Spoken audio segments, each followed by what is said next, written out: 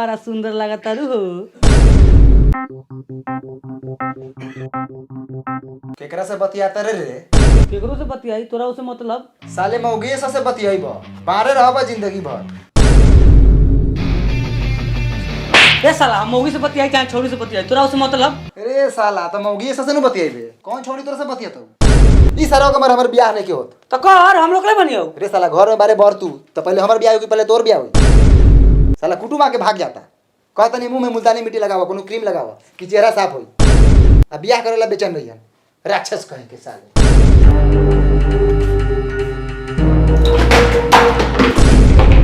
साला घर के गार्जियन ठीक नहीं है। घर में दूगो लड़के जवानों के ध्यान होता, आंख में लाज नहीं के बियाह करी कि ना करी। तो जो गार्जियन के कह बियाह करो हमर। साला कितना बने बियाह हो गए रही? 10-15 को लेके घरों में खेले थे ना खिलाई। साले बियाह करला बेचैनी धले बा। कमाल है, कमाई चाहे ना कमाई, जवानिया उफान मारता कि ना मारता। हमो 2-4 गो लड़की से प्यार करी ले, मोहब्बत करी ले, इकरार करी ले, बयान में लेके भाग जा। समाज क्या कही? फलावा का लड़का चिलावा का लड़की लेके भाग गेल, नाम हमर डूबी कि तोहर। रे साला पहले बड़का कोई तब तो और होई। बड़का कही हमर लड़का के होई। भाई साला मौगी सबके फेर में रहता। लाओ बुलेट के चाबी लाओ, चौक पर से आलू चौक खा के आई। हट, गाड़ी में तेल लेके ना देबो। कह दे नहीं चाबी दे, चुपचाप तो घर में आग लगा दे हम। लो चाबी। बुलेट रखिए ना, तेल नहीं है। देखो तो ना साला के मन के बढ़ल।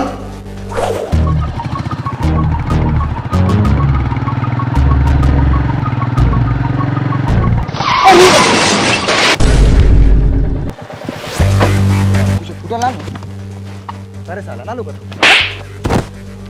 अरे साला हमारा नहीं खेलो कभी तोरा ना लोग रे। हमारा नहीं खेले। बैठ साला बैठ। तनको साला का गाड़ी छिला लोई। ता साले तो चाबी से गाड़ छिलम गाड़। रे का बेले रे काला लड़ा तारे स। ए हाय सर आनर लेकिन साला साइकिल चलावता। बताओ तो हमरा बुलेट के ठोकर मार देल। हम साइकिल चलावत रहनी हां। अब साइकिल पर बैठ के माल से बतुआत नहीं, उतने में आके ठोक देला। हमारे लागल ऊपर से। का बाबू काहे ऐसे कैले बड़ा? बेचारा गरीब बा, साइकिलो तूर देला, 200-300 रुपया दे दहु। 200-300 एकर बाप देखले साला के 200-300 रुपया। साला के 10 रुपया लेकिन मुंह नहीं खे। 200-300 रुपया चाहिए। इधर साला 50 रुपया बनवा ली इधर। धला कम नहीं खे। धर जो निकल। साला गरीब के बच्चा कहीं का। अब बबू तोरा पापा के नाम का भेल? भूला दास। का बात बा? अच्छा भूला दास के लइका बड़ा। अरे ओतही तो हम जाते रहनी है। काहेला? ना ऐसन कोनो विशेष बात नहीं खे, एगो बढ़िया लड़की के रिश्ता रखा एला जात रहनी है। जी प्रणाम। खुश रहा। आ पापा जी घर ही बारन। चली ना बुलेट से छोड़ देता नहीं। बैठी। बताओ तो कितना बढ़िया स्वभाव बा लइका के। तू ही बड़ बारा? ना हम छोट बानी। अच्छा चला।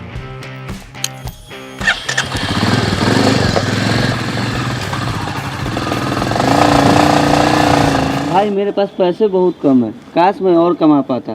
सारे ईएमआई भी भरने हैं। अच्छा तो ये बात है। तो तुम कॉपी ट्रेडिंग ऐप ट्राई क्यों नहीं करता ओक्टा एफएक्स की तरफ से? क्या ओक्टा एफएक्स? तेरे को ओक्टा एफएक्स के बारे में नहीं पता? ओक्टा एफएक्स जो कि दिल्ली कैपिटल्स के नए प्रिंसिपल स्पॉन्सर बन गई है। अच्छा, और तो और इंडिया के बेस्ट फॉरेक्स ब्रोकर 2021 भी है।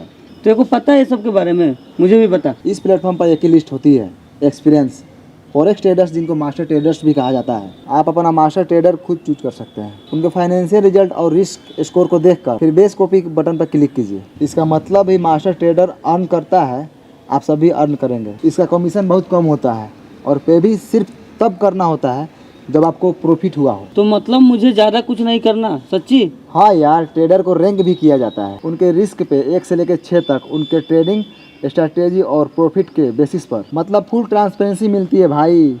ये तो सही है। तो अगर आप लोग भी अपना पैसा काम पे लगाना चाहते हो तो जाइए डिस्क्रिप्शन में दिए हुए लिंक पे जाओ, तो आपको मिलेगा exclusive 50% bonus. Octa FX best app है एक्स्ट्रा इनकम के लिए।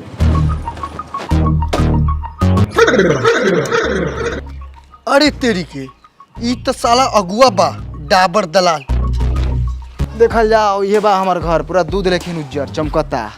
केहू बेटी चौदह के घर नहीं कैसे पूरा गाँव में। ऐसे ना कहे के, भगवान के दया दृष्टि बाकी तोहनी के ऐसा घर बा, हो सकता कल ना रहे। ए रही नु कोनो टीना के घर बा कि आनी में उधिया जाई? ईटा के नु बा, मसाला सीमेंट से बनल पूरा दबा के। अच्छा आवाज जाओ, पापा छते पे बारन।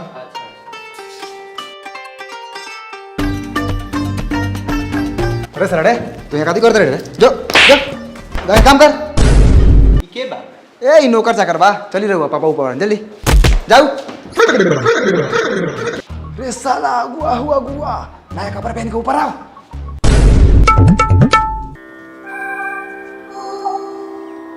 प्रणाम भूला दास। जी प्रणाम प्रणाम। कहीं ना डाबर दलाल जी। जी सब कुशल मंगल। कहल जाओ कैसे याद करनी है भूला के? जी कोनो विशेष बात नहीं खे, एगो लड़की के रिश्ता लेके आए रहनी है रउआ लइका ला। ओ अच्छा अच्छा।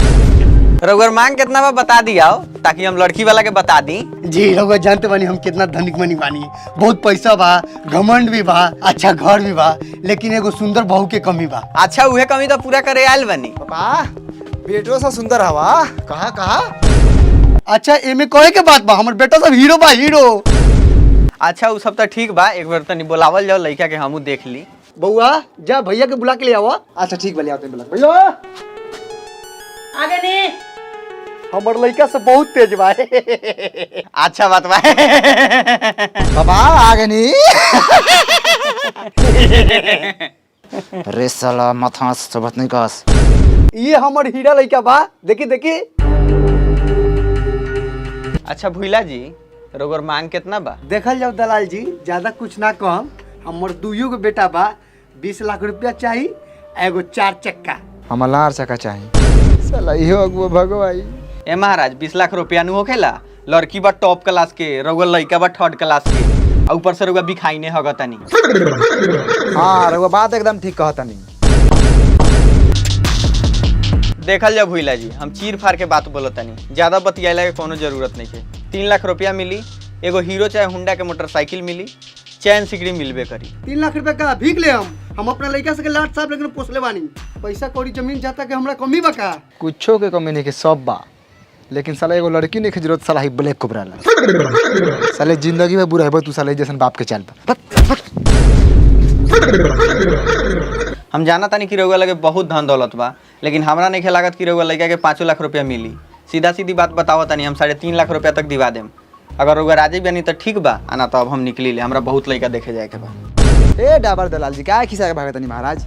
कोनो राउर बेटी बहिन बा, चलू रउआ से बतिया एक बार। है हमरा से बतियाओ। है महाराज रउआ खिसा का भागतनी? हम मानी हमरा से बतियाई ना। कथी बतियाई तोरा से? तू ही बताओ, तोरा भाई के मुंह 20 लाख रुपया लाइक बा? अरे हमारा भाई साला के तो मुँह 1 लाख रुपया लायक नहीं खे, लेकिन रउआ 3.5 लाख रुपया दिया नहीं, 4 लाख रुपया दिवा दी। हम रउआ के 50,000 रुपया ऊपर से दे दे हम। ठीक बा, रिक्स तो बहुत बा लइका के रंग रूप देख के जी। लेकिन कोशिश हम अपन पूरा करके बिहान लेके आओ तनी। जी लेके आवल जाओ, बियाह करावल जाओ। बहुत मेहरबानी हो रउआ। ठीक बा बुआ, आवल जाओ, बैठल जाओ। ई हो गेल लइका के पट्टी पर्दार के घर, आ ई हो गेल लइका के घर पूरा चमकता धमकता उज्जर लाल से पेंट कैल। अलग अगुआ साला दूरा के लेके। प्रणाम। अरे डाबर दलाल जी खड़े बारन, कुर्सी नहीं के। बउआ एक आध गो कुर्सी लेके आवा। ए पापा कुर्सी मांगत हवा।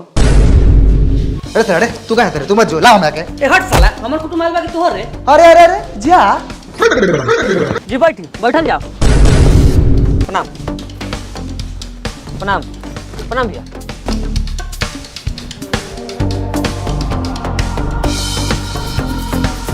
जी बाकी सब तो ठीक बा, जो ना काम ला रहनी वो काम हो जाओ। हम चाहतनी कि लड़का के बुलाऊ, तनी लड़का देख ली हम।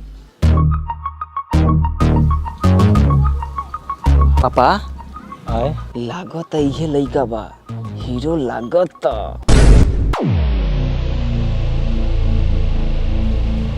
हाँ तो अब लेन देन के बात क्लियर हो जाओ। रउअर कितना मांग बा, हम कितना दे सकब, ई सब फाइनल हो जाई तो ठीक रही।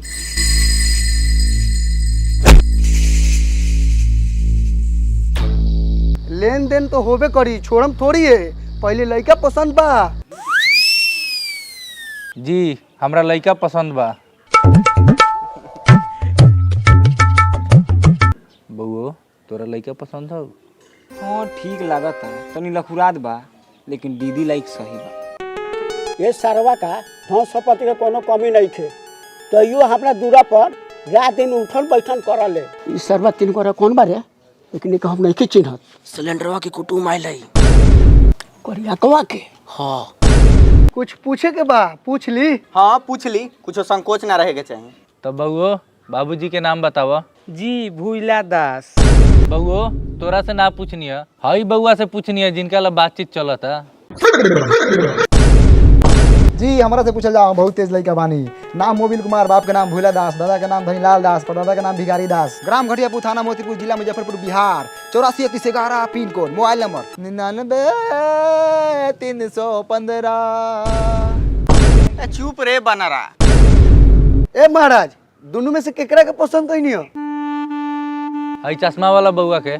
चश्मा वाला तकबो ना करो ओकरा पर, बहुत कीमत बा ओकर, रउआ से ना किनाई। काहे ना किनाई हो, कोनो हीरा मोती हवा का हो दलाल जी? कथी कह के बोलेले रहनी, चुप काहे बानी? ए महाराज हम कथी कही हो, हम तो पहले ही बतैले रही कि लड़का हीरा बा लेकिन थोड़ा समता बा।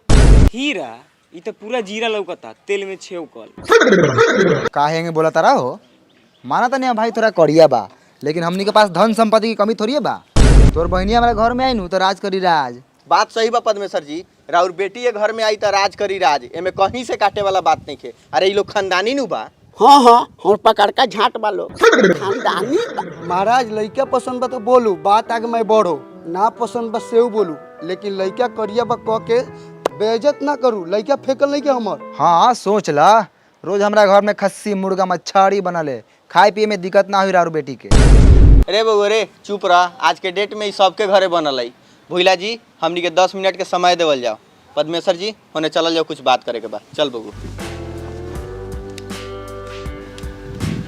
जा दे कुछ बतियाई साला सा।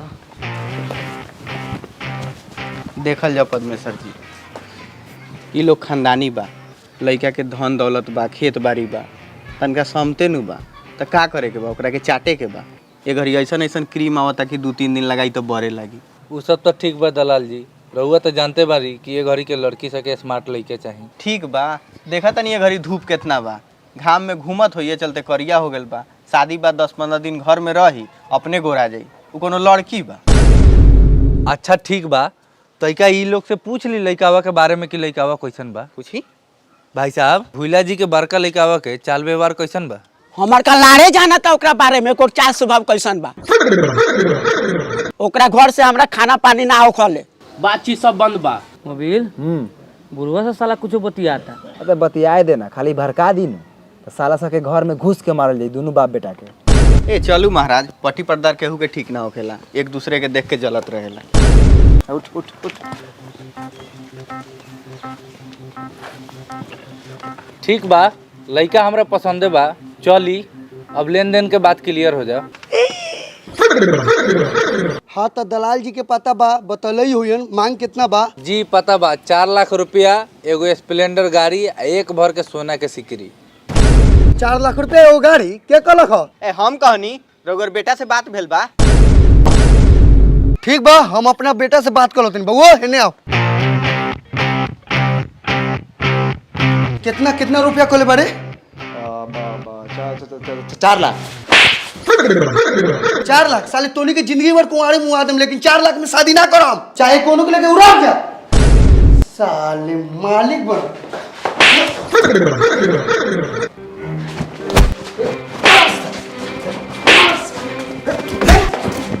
साले रह रह के मारत रह केंगे गाड़वा फाड़ देनी।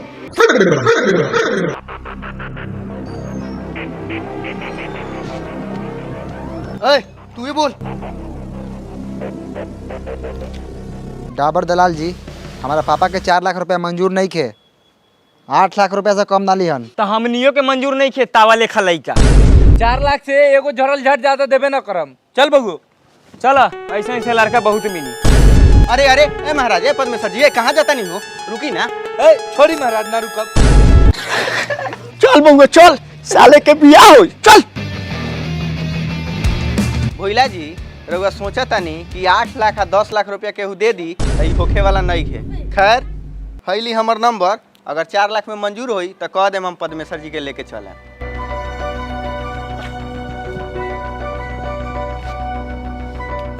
साला हमनी के जवानी हिलोर मारा था, आ इनका 8 लाख चाहिए। ताकत कथी भरे रे? साला बियाह करे लगा हम ही जो लगाए कि तू लगाए? हम कथी लगाई रे? तो मत लगाओ, जाके लेटरिंग में दिन रात मेहनत कर जो। साल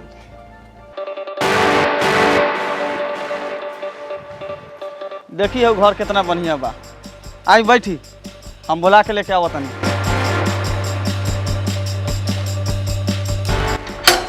भूला जी, ओ भूला जी, भूला जी। के बा?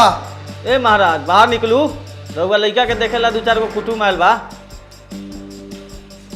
ए मत आओ, अगुआ आइल बा। अगुआ आयल हऊ, लेकिन तोरा के देख के भाग जताऊ। हाँ सत्तर।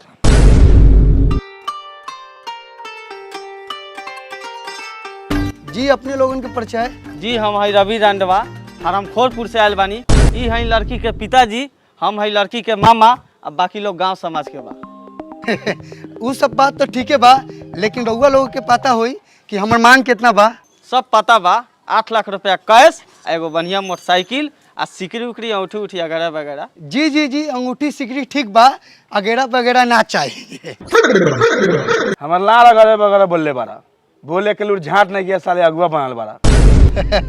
जी ठीक बा, रउर मांग सब मंजूर बा, रउआ अपन लड़का के बुलाओ जा, हम देख ली। जी बुला देतनी। बेटा सिलेंडर।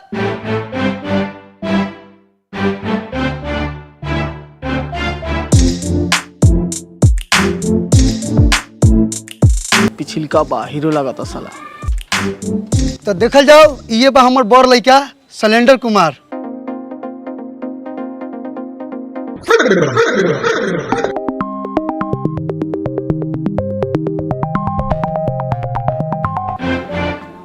ए हम तो जानते रहने की भाग जाएगी।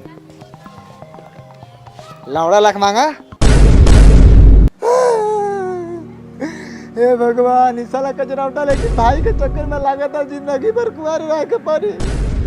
ऐसे बनिया तू हमरा के उठा ला, बिना मेहरारू के जिंदगी जियल को जिंदगी बा।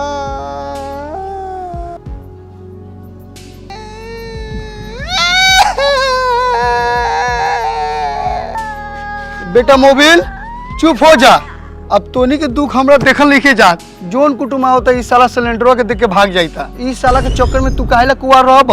डाबर दलालवा नंबर दे के गेल बा, फोन करके बुला लो तनी। 4 लाख रुपया एगो बाइक देवता, ओकरे से रिश्ता फाइनल कर लो तनी। जा बेटा जा, खेला कूदा, हम अभी डाबर दलाल लंग फोन लगावा तनी।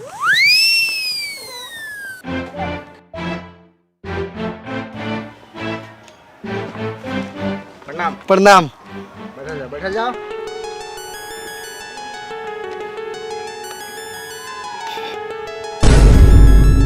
हाँ तो मान गए नहीं रहुआ। मनती तो नहीं है, लेकिन सोचनी गरीब के लड़की के उठा ली, पुण्य के काम होला। हमनी के गरीब नहीं थी, गरीब रहती तो 4 लाख रुपया मोटरसाइकिल आ चैन ना देती।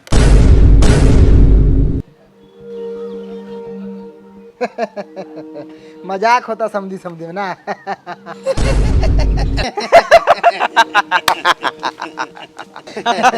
हे, कौन बात पे हे कैले बारा? काम के बात करा ना। कहे कर लगा कि हमनियों को लड़की के फोटो देख लेती तो दिल में तसल्ली हो जाती। फोटो कथी देखबा? दरवाजा पर आवा, हमरा सीधा लड़की देख लिया। अरे दुआर पे तो हमनी पहुँचबे करम, मतलब मोबाइल में फोटो नहीं खे, घर परिवार में दिखा देती। हाई हमर बेटवा के देखा तर अन मन हमरा बेटी लेखन बा, दुनू बहिन लेखन लागल।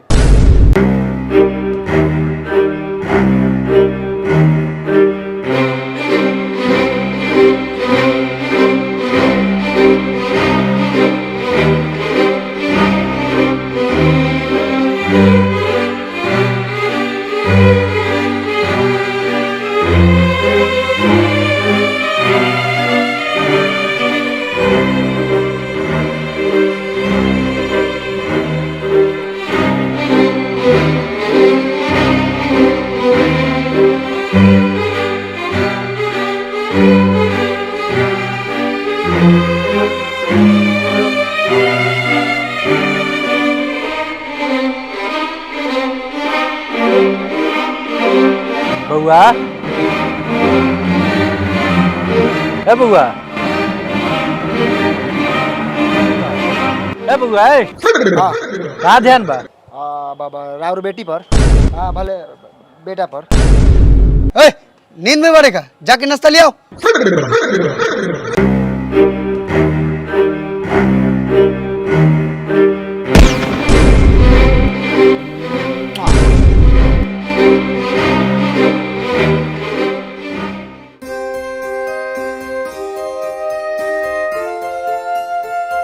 जी जी जी जी, अरे नाश्ता भी आ गेल। बढ़ावा बढ़ावा नाश्ता बढ़ावा। ई रहल मुजफ्फरपुरिया नाश्ता। अरे खाऊ खाऊ लजाऊ ना। आलू के भुजिया काट के ले यार बनी पाकिट वाला दुकान में ना मिलल हा। आ 2 उजार का रसगुल्लो बा। अरे बउओ केला के नाश्ता लियला कोनो में 2 गो बा हो में 3 गो बा। जा एमे एगो बेसी बा। हाँ एमे 2 गो बा।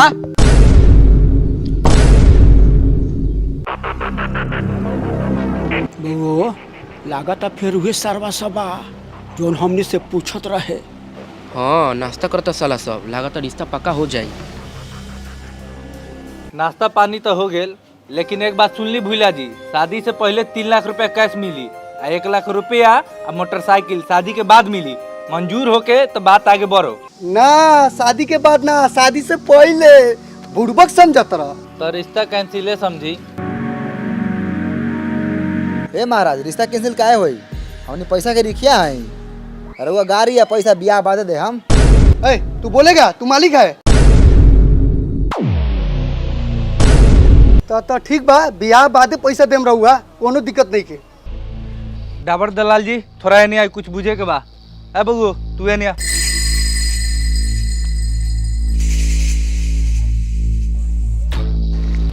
फोन करना फोन।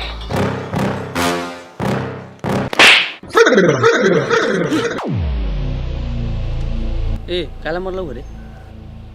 ए सार हवा डोमकच खेलत रहा। दलाल जी हमरा लड़का में कुछ गड़बड़ बुझाता। जे कहनी है से मान लेलक। अरे महाराज लड़का में कोनो कमी नहीं खे। अरे लोग खानदानी नु बा, धन दौलत के तनको कमी नहीं खे। ए चुप रही महाराज, रहुआ दलाली बतिया तनी। हमरा तोरा पर तइको भरोसा नहीं खे। झूठ साच बोल के हमर बेटी के फंसावे के चाहते। हम पता करी ले इ लोग से। कर ली पता? भाई साहब हाँ बोली। हई लइकावा के का व्यवहार बा? दारू उरू पियले का? वो कथी ना खा ले, कथी ना पिया ले। सिगरेट, पान, तारी, दारू, शराब कुछो नहीं कर छूटल ओकरा से। थोड़ा दिन का बाद में जितना धन दौलत बा सब बेच के आ पी जाए। रुआ कहाँ से आके फंस गई रही जंजाल में। शादी का बाद में रुआ बेटी के जिंदगी बर्बाद हो जाए। हमकी पक्का भड़कावत हुई साला। पकिया दुश्मन बा सरवा हमनी के। सुन ला बुझाल कुछ? साला चोट्टा आदमी कहीं के। चल बबुआ हम यहाँ 1 मिनट ना रुकब। ए परमेश्वर जी ये सुनी ना। ए महाराज हो ए कहाँ कहाँ? ए हट घरे जा तनी। ए यहीं चल जाइबा। ए तू रोक लेबे का? ये कंजर घर में हम अपन बेटी के बियाह करम। कंजर घर है साले नाश्ता के लोगों पैसा होते बाप जी। ए बउआ हम समझावत तनी। ए हम कुछो ना समझम। ए कितना भेलो रे तोर नाश्ता के पैसा? 2000। ए कथी के 2000 रे? ए रुक पहले 2000 रुपया अपन। चल यहाँ से। ए परमेश्वर जी हो ना मानम बात। अरे बढ़िया लोग नु भाई लोग। ए मुंह मारी साला ऐसन बढ़िया आदमी के पैसा बा तो बहुत लइका बा। अच्छा कोनो बात नहीं के, हम अगला बार फेन वो लोग के बुला के ले आएम। तोहनी देहाती मुर्गा बनवा के रख। हाथी मुर्गी खरीद साले हराम के रुपया आले।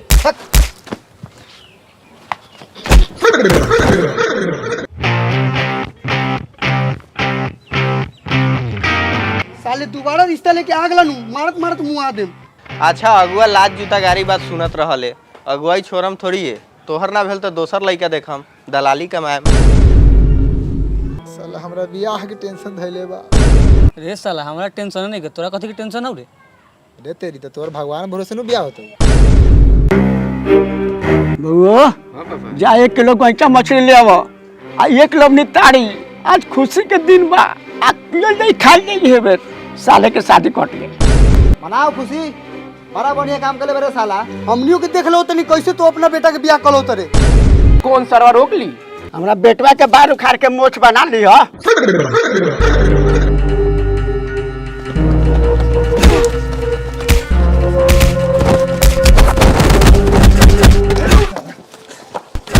साले कुटुम के भड़कावत रहा।